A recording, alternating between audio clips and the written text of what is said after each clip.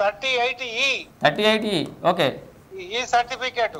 Okay. అయితే మిగతా 4 ఎకరాలు అవి పరకాల బస్ స్టాండ్ కు దగ్గర సిచ్యువేటెడ్ అయి ఉన్నది ఆ భూమి. ఓకే. దామల చెరువు వెనుక. ఓకే. పరకాల బస్ స్టాండ్ కు దక్షిణ వైపు పెద్ద చెరువు ఉన్నది.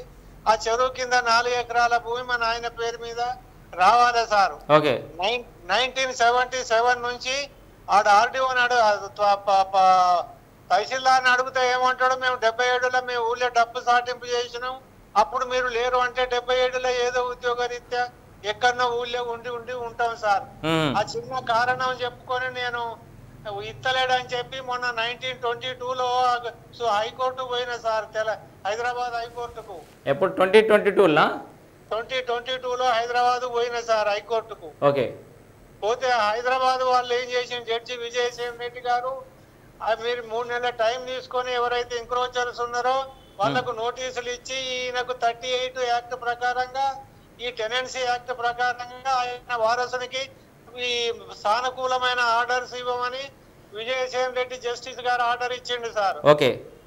ఇచ్చిన ఆర్డర్ తీసుకుపోయి తహసీల్దార్కి ఇస్తే, ఇది మీకు చెల్లదు, ఇప్పుడు ఇది మీకు భూమి రాదు, ఆ ఇచ్చిన ఎకరమే మా ఎక్కువ, మీకు ఈ 4 ఎకరాలు రాదని వాడు అడ్డగోలుగా రిటర్న్ చేసి లెటర్ ఇచ్చిండు సార్.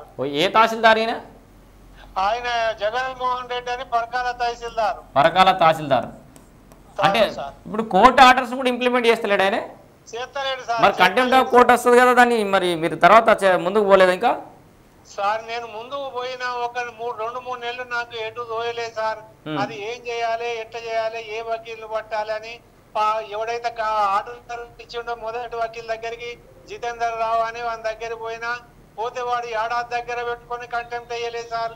అన్నాడు, ఇది అన్నాడు, 1.5